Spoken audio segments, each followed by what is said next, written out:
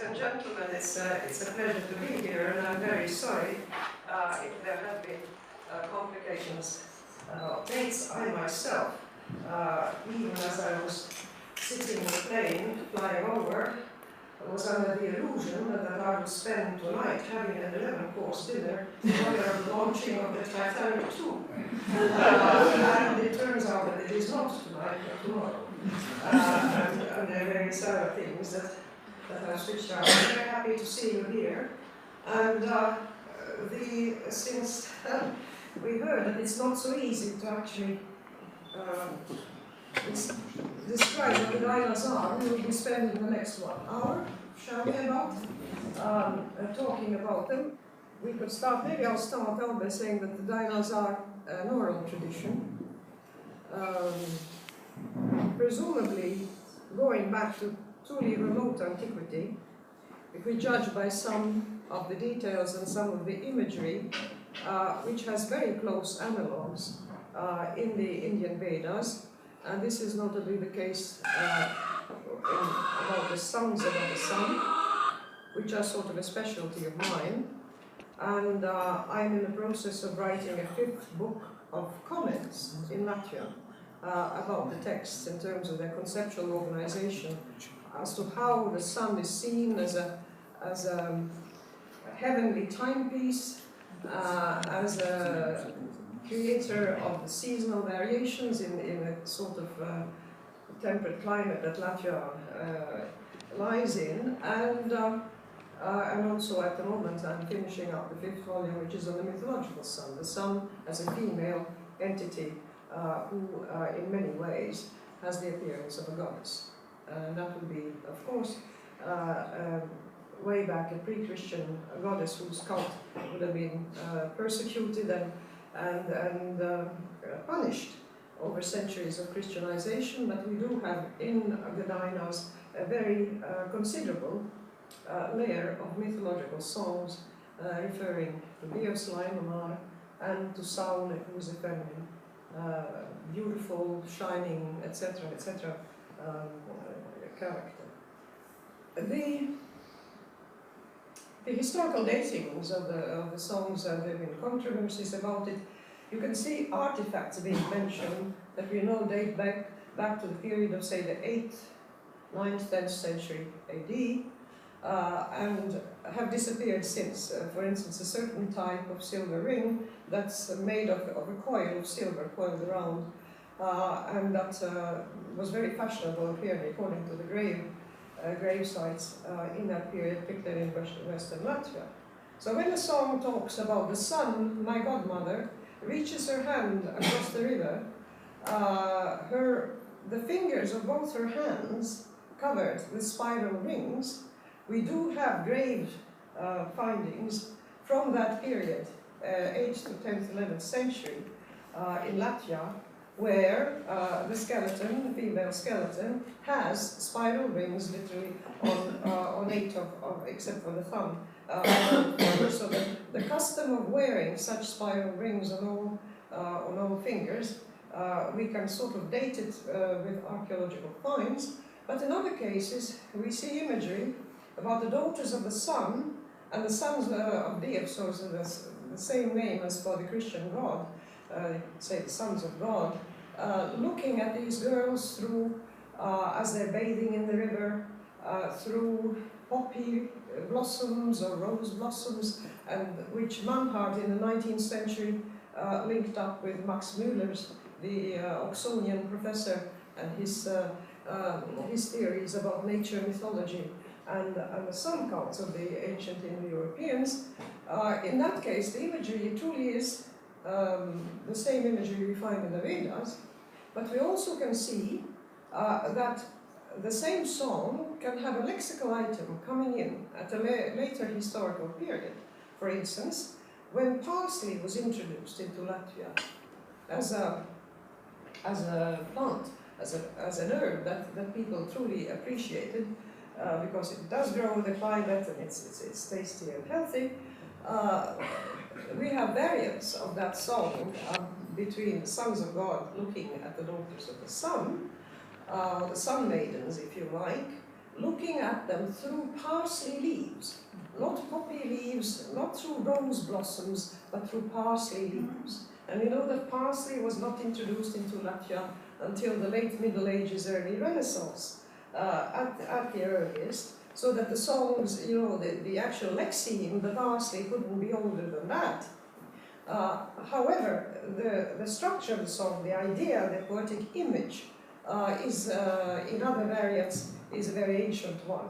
And I think you have an example there of how an oral tradition has a certain sort of carcass, a certain structure, which, by the way, is an aid to memory and aid in transmission, and at the same time, it allows for innovation. I have, by the way, I have something like 11 books published and a rather large number of papers, and a number of them in English, so anybody who's interested reading up on the Dainas can look up my homepage, and there's a list of publications on various topics, including on the Dainas, and you can then follow up anything that you'd like to pursue in more detail. The structure of the, can we get back to the Benius and the first folk song text, please? Also, yeah. Because the oral tradition then, we can only guess as to its origins, its transmission. What we know for sure is that in 1632 we have the first published text with the first melody attached to it, and that is the first in the Baltic area that we have. And the structure of that particular text is exactly the same metric structure that we find in the songs which are sung to this very day. This is a trochaic meter. There are a certain number of also dactylic songs. There are only these 2 meters. The basic unit is considered to be the quatrain, because a quatrain is a conceptual idea, and we'll see in a moment various examples of it. But my own conviction is that an oral tradition is built up of building blocks, which are not as big as a quatrain alone, but that within the quatrain there are smaller building blocks, the size of which, if you like, on the surface level of language, is linked to the metric pattern. The structure imposes a sort of iron corset on the singer, on the reciter of these texts, or the singer of them. But it allows, because of this brick by brick construction, it allows for innovation, it allows for variation, it allows for creativity and innovation. So there's a paradox. I have one paper that's called Creativity and Tradition, and that is the paradox, I think, that you do find in an oral tradition. If we may go on to the next slide, please. See, there's Christian's Burroughs, who has become, this is him in his youth. We usually see him in his old age. And as a friend pointed out, he was not born with a white beard, as we always say, in all the pictures on the stamps and so on. He actually was a young man at some point, and here he is at the age of 30. And that's about the age at which he started, in a way, as a sort of hobby, but not quite. His work on a classification and a gathering of the songs that have been recorded by any number of enthusiasts starting in the 19th century. Now, why so late? For a simple reason that in Europe there was this idea of high culture, transmitted, of course, through first of all, ecclesiastical schools. Charlemagne was the first king, or emperor, if you like, in Europe. In the year 800, easy to remember, in the year 800, Charlemagne created the first lay school in Europe, because he did want to have administrators for his empire who were not just clerks, but who would be laymen as well. And of course, Oxford and Cambridge, in a way, have followed a similar evolution some centuries later, with the king playing a significant role in setting up these educational institutions in order to provide the empire with trained and literate people to help the king run it. But the whole concept of culture, of course, at that time was, well, of course, the Bible, obviously, Holy Scripture. Anything that was written down, by definition already, was important, was holy. And this is carried through, I think, to our very day today. We see something printed in the press, and it may be the worst kind of slander or disinformation, but people will accept it. It's printed, it's on paper, and it's because we have all this biblical Holy Scripture tradition at the back of our minds that we take the printed word so extremely seriously, which of course makes the press, the fourth estate, power to be reckoned with in our day and age. By the way, I have a report that of a committee I chaired that was submitted to the European Commission about freedom and pluralism of media in Europe, which was received enthusiastically by the Commission and by the French, but absolutely with outrage in Britain, interestingly enough. Apparently, we were suggesting that the European Commission should be given the right to fire journalists and to interfere into journalists' contact. I've never said anything remotely resembling it, but there you have it. The British press, you see, had its own interpretation of what we had said and was very, very upset and outraged about it. If you're interested, again, something you can look up and see what they have to say, what we have to say. The interest of, if you like, the literate, educated public into oral traditions, into folk traditions, came extremely late in Europe. Goethe was still fighting in his youth with the idea of having writing actually in German, and German being, as the Germans called it, a language of culture, because everybody was emulating the French. The French in turn were emulating the ancient Greeks and the Romans, and everybody was emulating somebody else who had written texts going back to a preceding period. And the spoken word, the living language, the oral traditions, well, the peasants had them, and of course who would pay attention to the peasants? Peasants were labor, peasants were there to till the land, and nobody even could conceive of the fact that these brutish and simple people, as they were being considered, had anything resembling a culture, and never mind extremely intricate poetry.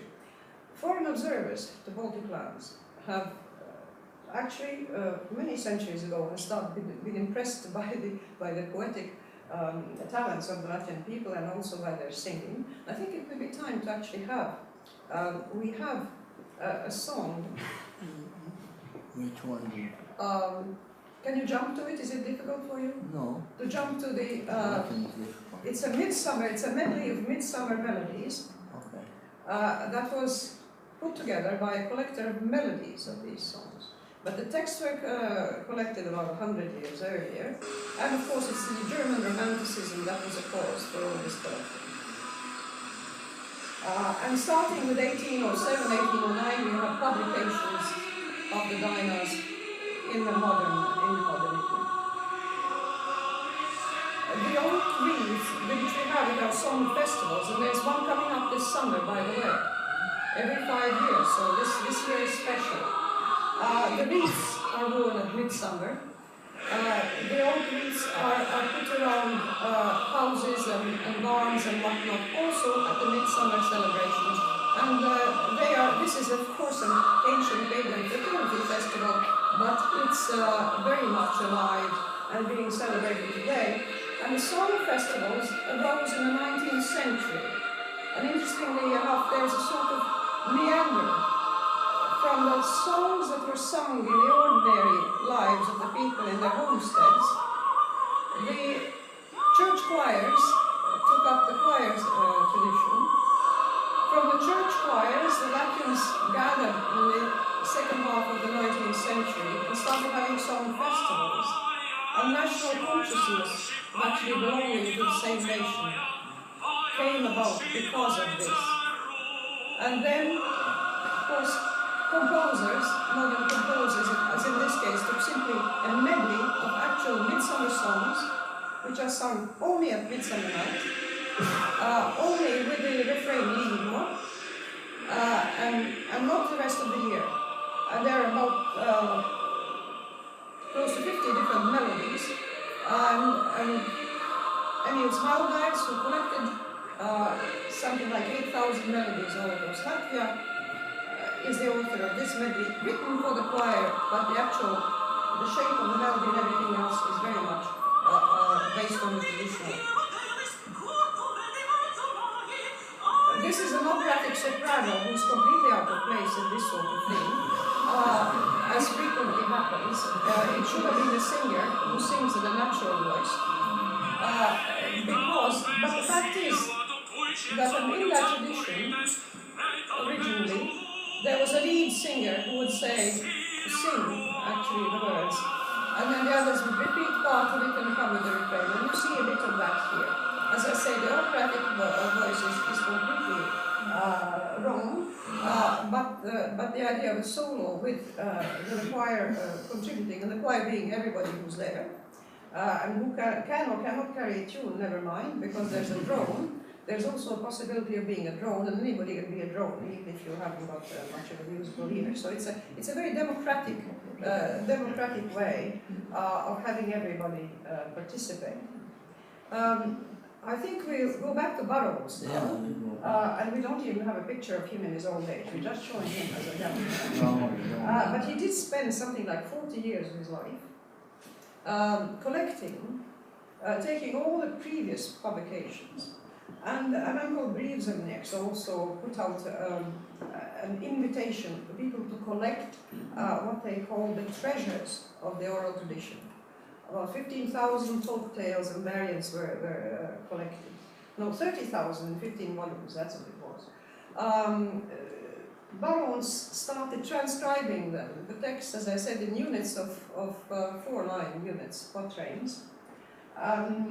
Putting them in cigar boxes because they were handy, and cutting the little pieces of paper to put them in, and they're what, about 72 little drawers in the cabinet, 72 drawers, and this is a classification. He put the songs in there by conceptual classification, and he had a total of 217,000 texts in that pine cupboard. And how the man ever managed to classify them into roughly 36,000 sort of what they call type songs, each separately numbered, and then grouping the variants around them, I shall never know, because I work with a computer and I sometimes feel that my eyes are growing dizzy from the quantity of variants and so on. And he did it all by hand and by his memory. It's absolutely astounding accomplishment.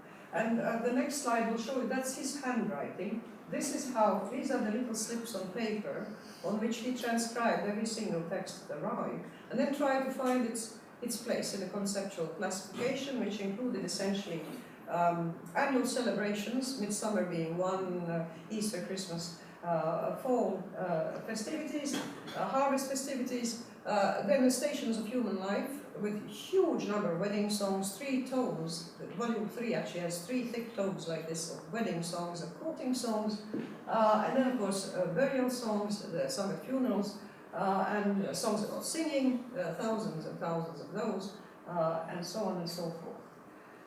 And this is what his labors led to. Over a 40-year period, at the end of the 19th century and the beginning of the 20th, a series of 6 volumes in 8 tomes came out. And you see here, first there's a number, and this is what he calls the basic text, or the central text. And then, 1 means line 1. Here it says Kalabad, and he says, well, there's a place where it says Kalabade, Ikvakara, Atsākuši, Aizsākuši, and 173 is the code for the place where the song comes from and the person who wrote it. It's an extraordinarily clever way of condensing a huge amount of information on the printed page. I haven't seen similar ones, and he inspired himself from everything that had gone before, but his is by far the most extraordinary condensation of information on the printed page. And you have there, for instance, essentially in this format something like 50 different versions with the linguistic surface variations of dialects from very local dialects from various places, or small variations actually in the phrasing, and in some cases lexical variations in the content of the song. This is song about why does every evening, why do every evening the treetops turn rosy? It's the sun who is airing her golden, but her silk skirts actually. So that the implication is that since the treetops are being rosy or lit by rosy light, the reason is that the sun is airing out her silk skirts. An image then from nature. And when I started working with the Dainas, after I got my PhD, I was being actually asked as a hobby to lecture to groups of young Latvians to try and get them interested in their heritage. Iman saw me, really working very hard, leafing through 12 volumes that we had available to us of the stuff, and saying this should be put on a computer, because he's a computer specialist, a software specialist. We're talking about 1965, 1966, and those were the days when the computer that is now on your telephone would take, I think, that the whole house with these huge cupboard-like glass cupboards and reels of tape of this size. The text had to be put in on a punch card. Horribly noisy machines, and 80 spaces and only one letter in each space.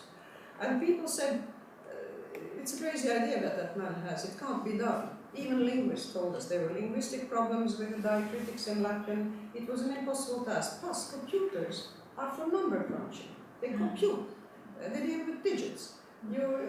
Text is text. How can you possibly work with text? You can't have a text being crunched by a machine. And by the way, one gentleman who was a scholar of the Dainas said, it's a sacrilege. I'm horrified. You intend to feed our holy spiritual heritage into a machine, and the machine is going to chew it up and destroy our soul. That's it. So now the machine has taken up our soul, and curiously enough, it's made it available. It's made it available. Iman's idea, crazy idea, started. We were punching away, actually I was and my assistants, we started getting grants from the National Research Council of Canada, and over the years we were supported very generously by these Canadian research councils with a series of projects that developed as the years went on. And then when Latvia became free, and just before independence, Imants had contacts at the Maths and Physics department of the University of Riga. And the people who finished putting in all the variations, we had the basic songs that we had managed to put in with help from people in Boston. Myself, my research assistants, and a group of volunteers in Boston did something like 72,000 texts that we had, the first corpus. Then we had about 5,000 sun songs, that was another corpus that we did entirely ourselves.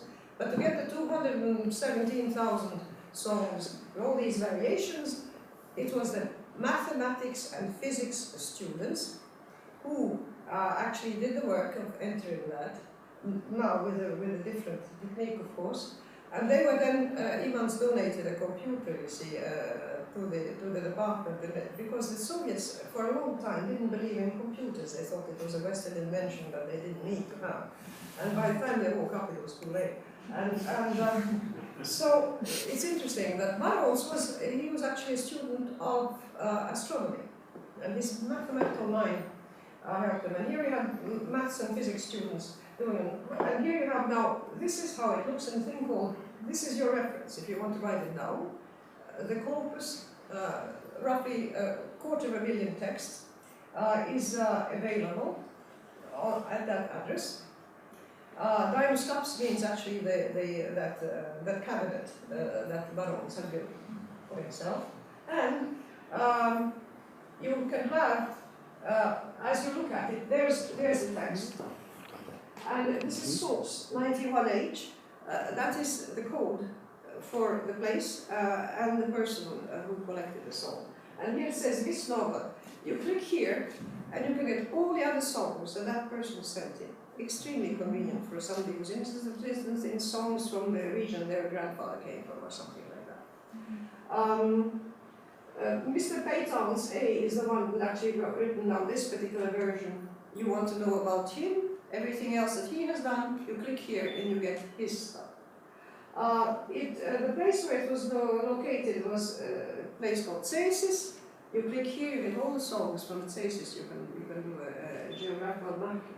And within that region you have Luban, a particular concrete place, and you can get that also by clicking here, very specifically. So, you see, this now gives us a flexibility. I was saying how flexible in a way and how clever Baron's system was. But this is extraordinarily powerful in terms of what it allows you to do with the material. And we have, does anybody want to venture a guess how many hits a year for this corpus of songs? Any idea? Any guesses? Brave souls venturing a guess. Give it a try. 5,000. Sorry? 5,000. 50,000. 50,000? Who says more? Who says more? Yeah, somebody says more, a million, and that's right. There's a million hits a year, and we're a population of just barely over 2 million, so that's not bad. What it means then is that the ancient verbal oral tradition was preserved in the 19th century, and as many people at the time said, the tradition is dying out. Modern life is coming in, and the old ways of living and on which the tradition was based are disappearing, and therefore the singing that accompanied them is disappearing as well. So they felt that they just managed to catch the tail end of it, and they felt there was a lot already lost. It was a bit late to start, but it was better than nothing. And now it's being given back to us in that way. This is the way, if you like, in the scholarly way, but I think we should also look at what happens, for instance, in a song festival. Because we do have these song festivals every 5 years. Choirs train for them constantly.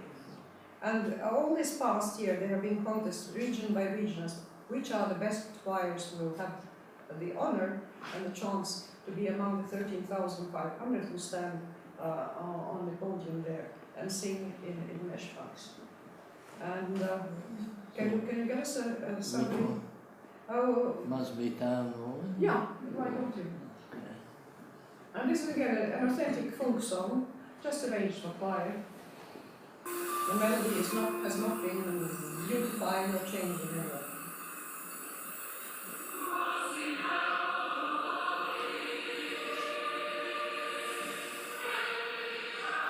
And the text says, my father's land is small, but it bears itself with dignity or something to that effect.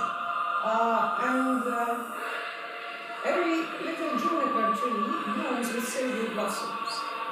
That's a very typical Daina stylistical procedure to what I call to take a coaxing epithet, like silver, gold, diamond, and whatnot, and focus on one little concrete detail, often very insignificant, very prosaic, and then to make poetry out of this, as it were, ordinary material. And you see this huge mass of singers there, and they do compete for it. I mean, they train, and this keeps the tradition alive. We now have with the economic crisis in Europe, choirs in school need a bit of support. Teachers have music teachers have to do overtime in order to keep training these young people. There's no money for it. Some choirs have stopped working, and it's a real concern. Can we keep this tradition at least going in this modern form of choir singing? We also have folklore groups, of course. There are groups of, but these are much smaller and much more specialized, who will appear as these singers do, mind you, with their folk costumes, and the folk costumes are also regional, just as the songs were noted in any particular place. The costumes that you see are also identified by their region of origin. Right, I think we can stop here.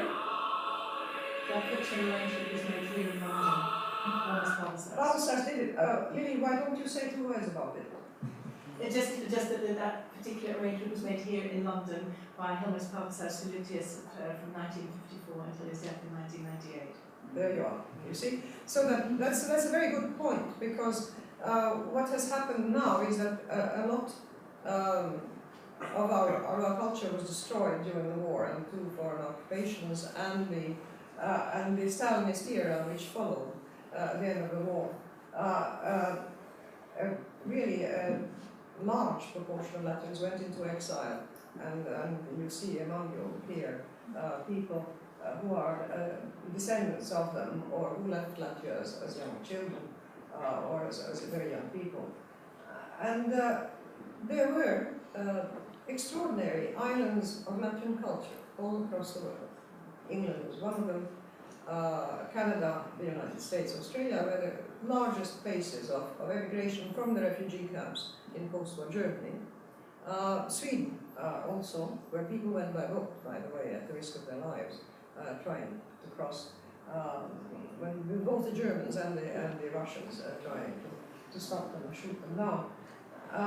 And there's an extraordinary amount of publications. Books were published, scholarly research done, painters painted, and musicians composed and sang and performed, and there's an extraordinary cultural life.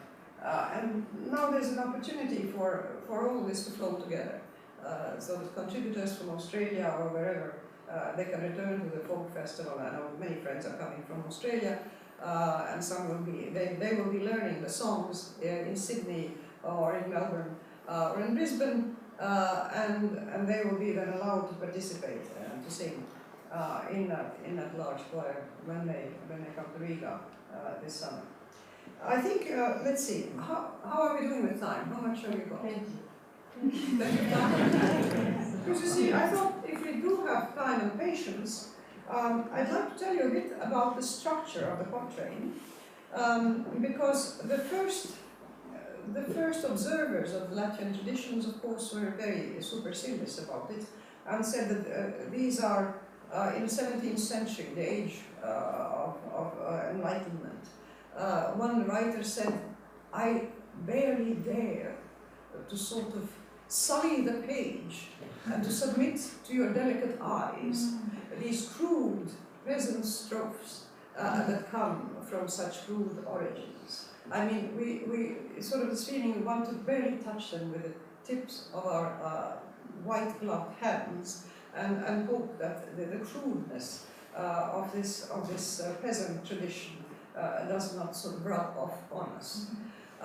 This from a man, by the way, who was writing absolutely ghastly poetry of the literary kind, completely convinced that he was so terribly cultured and so terribly European, don't you know, and contributing to culture, to high culture, in his own manner, but actually compared to the vitality and the intellectual refinement, I would say, of these folk songs, a lot of the literary poetry of those centuries, frankly, is it's good for the garbage as far as I'm concerned. Truly. Within, I have a book out, and it's unfortunately it's in French, because for a simple reason that I had an editor in France who was interested in publishing it. I have the material in English. Anybody know a publisher in Britain who will be ready to publish a thing called The Logic of Poetry, which is what it's about? By all means, let me know. I should be delighted to get an English version of that book. What I'm looking at in that book is sort of, I've taken a lot of the research I've done over the years and put it together. And the idea behind it being precisely to show how this idea of the crude folk poetry being so extremely simplistic and naive is completely wrong, that it's extraordinarily sophisticated, but of course it's got a style of its own, which is conditioned by the fact of oral tradition, by the fact that the singer, or I would call him the poet actually, the one who created the text originally, somebody had to create it. When they talk about the Volksgeist, you know, the spirit of the people, there's no such thing. The collective unconscious of Carl Gustav Jung, there's no such thing. There are consciousnesses in human brains and unconsciouses in human brains. There's no such thing as a collective thing. There's a social milieu, there's a social environment, there's a teaching and learning and transmission system, either by the written word or by the spoken word. But basically there's an individual somewhere who actually created it. And how do they create it? They create it according to certain schemas, to certain models. And I think that when you say tradition, the tradition is not just the metric, quatrain shape. It's also what you plug into it, as it were. The quatrain is made up, obviously, of 4 lines. The first couplet is a unit by itself. It's a sentence, it's a semantic unit, and it can combine itself with other halves. Some songs say, I have a song of which I only have the first half. I've lost the tail end of it. And when you've lost the tail end of your song, then you can actually improvise. You can pick the tail end of another song, or you create a new one, and so on. And the way the quatrain is built, there is, what you see, there's a caesura in the middle. And the text, this is a dactylic text. Never say it in Latvian, it goes, Jo ievai balti ziedi, jo sarkanas ogas auga, emphasis, jo sarkanas ogas auga, jo mātei Dainas meitas, jo tai Daini znotiga. And very typical of this type of poetry is the parallel between nature and culture. Not just any kind of metaphor, but metaphors, a metaphorical comparison between nature and culture. And the text here, and I'm sorry, we were unable to dig up, we have somewhere, the English versions of these texts. Do we have them on the screen? We don't. No. No, we don't, sorry. The text says, you noticed here, the same word here, it's untranslatable in English, and I call it the anaphorical hinge. You have a preposition or a short syllable going through. It's already a linguistic way of drawing attention to the fact that you have parallelism in a construction. And the notion is, the whiter the cherry, or the wild cherry blooms, the redder the berries grow. The more beautiful a mother's daughters, the more handsome the sons-in-law who come riding, because the suitors would come riding to a homestead to ask for a girl's hand. So what you have here, you have nature in the first 2 lines, culture in the second line, a metaphorical link between the two, the whiteness of the berries and the beauty of the girl, presumably because of a clear and white skin and complexion, is one thing, but it's not just the simple nature-culture metaphor that is at play here. You have what I call a relational analogy, because there's a logical relationship. The more of the one, the more of the other. The more of X, the more of Y. This is a conceptual structure on which the song is built. You can build on that model. You could actually build other songs. So that it's, I think, for the folk tradition, these sort of skeletons, if you like, of how to build up a quatrain would be part of the vocabulary that you acquire. You don't just acquire a repertoire of songs already made and learn them by heart. That's not how it works. You learn, of course, a number of songs, and you build up your repertoire, and there are many songs that tell you how it's done and so on, but you learn the mechanics of how songs are constructed and the principles. And the more songs you know, the more your brain, of course, and this is not formal teaching, now nobody before me has shown it this way, but obviously, you can see from the text that they were thinking along those lines. That is evident from the text. We are reading that into. Next example. And then people start playing around. You see, you have a concept, contrast, nature, culture, parallel. You turn it around. You start with a couplet from culture and then go on to nature. And this one says, extremely difficult to translate. You have to know the context. Textually it says, "Totemate" means young girl or untranslatable term. And also "aunikais," it's a word for shoeing you're putting shoes and socks on, you see. It's a verb, it's an active verb in Latin. There's no such thing in English, you can't translate it. So you could say, "Put on your socks, young girl," in English you would say. But in Latin you say "aunikais," just 2 words. With white socks, with socks that are embroidered. Outside there are 2 bay horses with flowery feet. 2 bay horses with flowery feet. If you translate it literally, you have no idea what they're talking about. But this is a girl who's being ceremonially dressed as a bride, and her new husband is outside, either with a carriage with the 2 bay horses, but frequently because of the bad roads, the bride would be put on a horse. He would ride one horse and she another, because of the bad roads, and they would go riding. The bay horse has these white fetlocks, as this is the white blooming feet of the horse is referred to the white fetlocks of the horse. And the socks of the girl, of course, there's an analogy between the socks of the girl and the feet of the horse. But the play conceptually is on aunikais, that concept, that verb in Latin that you don't have in English, which means to actually put on your socks and your shoes, and what it means is to get ready for a journey. Because that expression is used daily. You say to a child, get dressed, put on your shoes, aunikais. But it is in the tradition, it refers to starting a journey. And what it means here is that these 2 words refer to the fact that the young bride is starting a new journey, a completely new phase in her life. And it's a playful analogy. There are a lot of songs, some satirical, saying, "Will you please hurry up and get your rags and bones together, because my horse outside, its feet are getting cold, you see, while waiting for you." So that there are some quite satirical songs, and others that get very, very poetical and very lofty, depending on the mood. The next one we'll go through rapidly. You can have rare, that just a culture all by itself, rarer than the other parallels, and again extremely difficult to translate.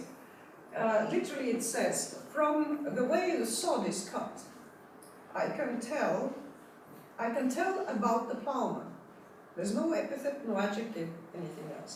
"From the way the sod is cut, I can tell about the furrow of the plowman. From the way I can tell from bread alone what the baker of it was like." Extremely condensed, extremely laconic. Very few words, as you noticed, in the whole text.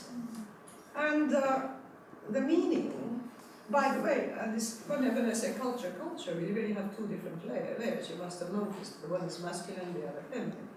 You have the male part in the first couplet and the female in the second. And what it's saying is, I can tell what the Latvians call the virtue of a person from the way they do their job. And that's in an agricultural society, in a peasant society, extraordinarily important. And it was important for a marriage. If a plowman couldn't cut his furrow straight, it's more likely that the family wouldn't be fed very well. And similarly, a woman had to have all the household skills of the mistress of the house, including baking bread. And so from the quality of the bread, I can tell about the person who wrote it, and similarly for the man. Very laconical, and you sort of have to read between the lines, and you have to know the culture. And this is what has been the bane of this tradition, why it's unknown in a world of very little known. It is hideously difficult to translate. Because the interesting parts, where it gets clever, where it gets interesting, where it gets pleasant, that's the ones that you can't translate without either departing from the text considerably in order to keep the poetic sense. Or as I have recently, again, I keep getting these things from people who say, I am going to acquaint the world with the Latvian heritage. Nobody has managed to do it until now, but I am going to. Bravo for the ambition. It's, you know, that's lovely, but how do you do it? People have this idea that by doing, to show the cleverness of it, you see, that they were going to do literal translations. But the trouble is that English and Latvian don't mesh in terms of their structure. Latvian is an agglutinative language with declensions and prefixes, suffixes, which change the meaning of words. It does not use prepositions, it does not use articles. This is why it's so laconic and there's so few words in the text. Anything you start translating into English becomes twice as heavy, first of all. It loses the lightness, that lightness of being that we find in these texts. And I have seen, I don't know how many authors in my life, who, the bane of my life actually, these people who are going to tell the world, I am going to show what it's really like, with broken syntax and broken grammar in English. They think that they are going to show the spirit and the sense of the Dainas. I had a few articles about the poetics of the Dainas, and if you're interested you can find them. I will later maybe quote an example or two. But I thought I'd take a different tack and actually go and look at the intellectual content, you see, and how complicated. Next example, we briefly look at another one. Nature is much more rare, interestingly enough, to have the parallel. And the parallel, you notice this? There's two lines with only two words in them, and two lines with two words in the first distinct. So it's an extremely laconical text, and it's difficult to translate in English because it uses the properties of Latvian grammar to be so expressive. You start out with a noun in a dative case. In English you'd have to say to this, to something, and that's the dative case. But to give you an idea, it's about the contrast between rye and barley. And it says rye with an epithet that refers to the chaff that's around it. It had its head crushed by the ice. So rye is personified. Barley, the only one, the epithet is a way of saying that barley has horns, upward them. The sun spread out a bed sheet. And again, so you have a contrast. Well, barley and rye, two different types of crops. The contrast between the ice and the sun. But what's this business about sleeping and bed sheets, you see? One is a crop that is sown in the fall and lies there under the ice and snow all winter. The other is sown in the spring. Barley is sown in the spring only when the sun spreads out its bed sheet. In other words, when the sun has warmed the soil sufficiently for plowing and sowing, that's when that crop gets its shots. Next slide.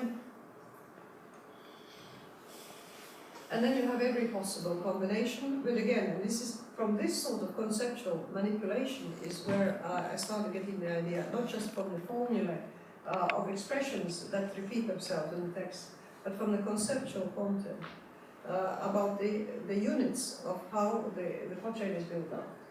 So this is a metaphor. The swan lies in a lake. I lie among, it says literally people's talk, which means calumny. That's people saying bad things about you. The water does not stick to the swan, nor the calumny to me. You have a metaphor where water is equated with calumny. I'm getting wet or sinking in the water. There's a song I have paper on it called Sink or Swim. The whole song, 17 verses of it, goes through with this image, sink or swim. People are being mean to me, they're saying nasty things about me. They would have me drown in water, they would have me fall like a stone in the river and sink to the bottom. But I am like the swan that just glides over the water. The water just runs off me, you see, without sticking to me. And all the nasty things that they can say about it, they simply do not touch me. And you have 17 stanzas actually of various imagery about this. Obviously for young girls, calumny, and nowadays I think for a great many people, politicians, celebrities and what have you, the press plays its role as I think in Britain you know very well. And there's this idea that I'm gliding like a swan, you see, through all this stuff, and it just doesn't touch me. Next slide. And curiously enough, every possible combination of nature and culture within the quatrain has been done. This is rare. This is rare, and it's hard to do. If you were to construct a song, you would find it awfully hard to do. Nature on the left, culture on the right, masculine on the top, feminine on the bottom. It's actually a crosswise, double symmetry. And it says, my horses are like stags, my ploughmen are like bears, my bread is like a honeycomb, and the baker of the bread is like a honeybee. So you have all these, but in Latvian you see you put the comparison on the left and then the other one on the right. Next one. Do we have anything else? Yeah, Yes. So you see you can actually have half a line, culture, nature, or reverse. You see again this cross, there's a lot of playing around with this sort of crosswise structures. And this, the second line of each couplet is just an elaboration of the idea that was actually a contrast or parallel in the first. The winds were blowing at me, and people were talking about me. Around my body. The second line says actually around my body, around my being, I guess you'd say in English. I was white under the blowing wind, and I was beautiful in spite of the mean talk about me. It's the same idea as before, where we have water as a metaphor for the calumny. Here it's the dust carried by the wind that besmirches somebody's reputation. And again, an image saying that the wind blows it away and I am not touched by it, I remain new. And you can see, to me as a psychologist, I can see the, apart from everything else, the intellectual structure, the poetic imagery, I see also the psychological wisdom of such a tradition where actually gossip about young women is the food of everyday conversation in the village or the environment. This is a psychological sort of self-protective device. It's you're building yourself psychological armor against this sort of attacks from your neighbors or from society at large. I think if we have just a few words about parallelism, we have parallelisms here. It goes deeper than that. You may have noticed already that we have masculine and feminine. Nature culture is already a contrast. And maybe Strauss's whole work about South American myths is about the contrast. Le cru et le cuit is the first. The cooked, the raw and the cooked is his first book. And we do have similarity and contrast as building blocks in these songs in a very extraordinary way. And if we just take a couple of minutes more, we'll see. You can have similarity in the first two lines, and in the next ones, you can have contrast between the two. In fact, you have four possible models of similarity and contrast. We'll move on.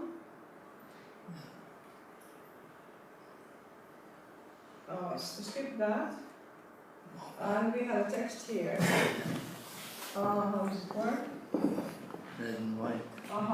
Red and white, the mother's daughter, just like a rose in the garden, slender the people's son, like a reed on the seashore. masculine and feminine, parallelism. She is just like the rose, he is just like the reed. Their nature and culture are similar to each other, and both of them, this is a positive evaluation, so you have similarity between the two couplets and within the two couplets. Next one. All around the rain fell, in the middle the sun rolled, all around the crowd of strangers, in the middle my brethren. This is a wedding song. This is a bride who arrives in a new homestead. The new relatives are there, and she's surrounded by her brothers, the only sort of familiar faces in the group. And here you have contrast within the couplet, but there's an analogy between nature and culture, but within each couplet there's a similarity. And this goes on. I mean, we have a number of other models. I think we'll stop here and we should play. I think to show you how it is not just the get us the Vaira VIKE YouTube maybe.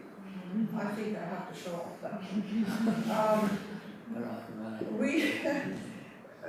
We saw the song festival. This is a rock group you see in Brainstorm. That's a rock group.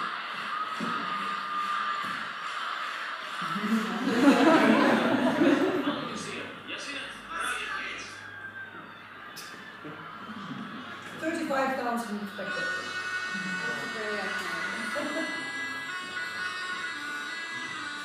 And it's a song that my mother taught me.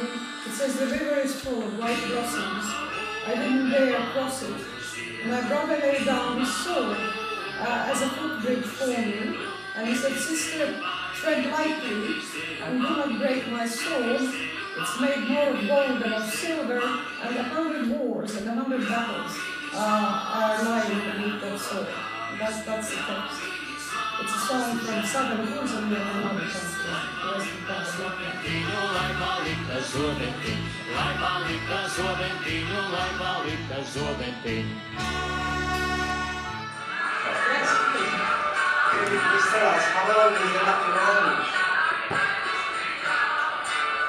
We don't have the possibility to give a date in languages, but we can evaluate their, if you like, how archaic they sound in terms of the various transformations that really the Indo-European languages have gone through. We know that English has a history that we can trace back to the Norman invasion and the mixture of what the Normans were speaking and what the Angles and the Saxons were speaking, with a good deal of learned Greek and Latin roots, of course, and words taken over from Greek and Latin. That's the scholarly tradition, the book education that's come into the creation of the English language. Latvian, because of the people living in isolated farms, not being Christianized until, well, actually until the Reformation, I would say, truly. I mean, technically Christianized with the conquest. 1199, Innocent III declared a holy war. He attacked the Cathars, the Albigenses in the south of France, and also declared a crusade against the pagans in northeastern Europe, and started attacking the Latvians, who were different tribes at the time, each with their kings. And that's for all these, the knights, like Richard, when Richard came back from the Crusades, when they lost Jerusalem, the knights were unemployed. They had to look for a new job. And so that when the French attacked the southern France and got lands, they simply took Robert Tancavelle, his lands were taken over by the northern French invaders. And then the German, French, some Dutch crusaders went to the Baltic lands and conquered them. But the Christianization, actually, in terms of people understanding what it was all about, I think it's the Reformation and the Swedish kings who introduced schooling for the peasants, by the way. And the Latvian peasants were among the most educated in Europe, starting with the Reformation. So the Reformation had a very important effect, but it did not stop the oral transmission of the songs. Church songs were created, and if you like, literary Latvian was born but in parallel, the oral tradition will continue.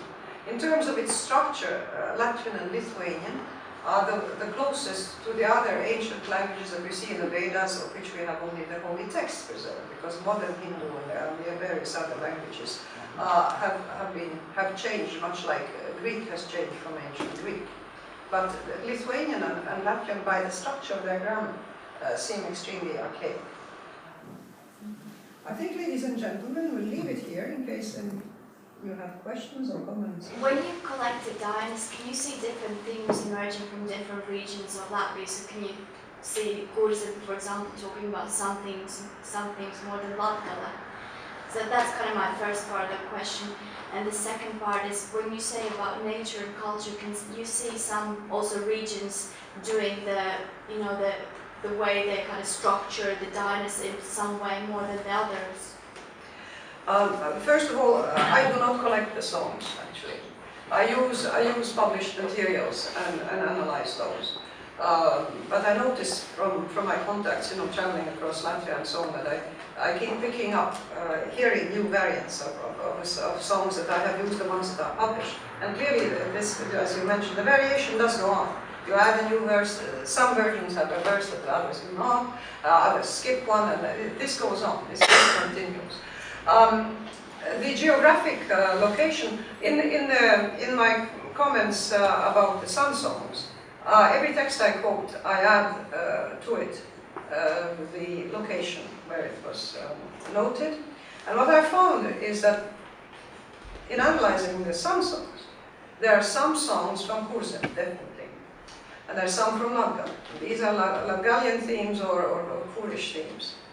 But a great many of them, it's totally surprising. You have the same poetic image, you have the same structure in one end of Latvia and to the other, expressed in a different dialect, even the dialect which is in Ventspils, which is influenced by the Leaves, which are Finnery people.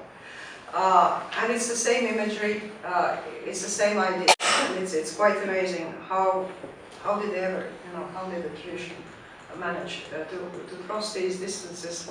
I don't think it's, as some have suggested, that in the 19th century they started reading already collections and then copying them. I don't think so. I think it's a genuine heritage. And I say both regional and general. You get both. Not universal consciousness that we deny. Not universal consciousness, but some sort of communication and some sort of tradition, clearly, that at some point there were contacts between them. Now, are there any more questions? Last issue. I wanted to ask about Dainas. I'm sure you have looked at many other countries, you have looked at many other countries as well, and do they have something similar, or this is purely Latvian and something that other nations don't have? This lyrical style is not very frequent. There have not been that many texts of those collected. When Imans and I used to participate in the International Ballad Conference, where there were people who studied child's ballads, for instance, the English ballads, and the Scottish ones particularly, Breton, Spanish cantos and all that sort of thing. A Norwegian scholar, Mr. Quigman, was saying that they do have lyrical songs collected in Norway, gathering dust on their shelves, and they haven't had the Kristiansbarns to do anything about them. And as far as he knows, they're sitting there, and he claims that they have them. But I told him, that's not good enough. You're telling me you have them, but I haven't seen them. We haven't. Our songs have been published since the end of the 19th century, or beginning of the 19th century, actually. And I don't think there's anybody, anywhere, who has as many lyrical songs. Now, what we do not have is an epic. So in the 19th century, Andres Pumpers went and built one, and a good one too. And it had a fantastic effect, using folk tales and folk legends, and doing it in verse. And it's a lovely piece of work. But that's like, by the way, the Kalevala, the Finnish Kalevala, there's a great deal of Lönnrot in it, not just the rules, Lönnrot put in a lot of his own. He filled in the gaps a lot. Is that it? No more questions? So, of course, sorry, one more. Yes, thank you. Yes, we could thank you again with a round of applause.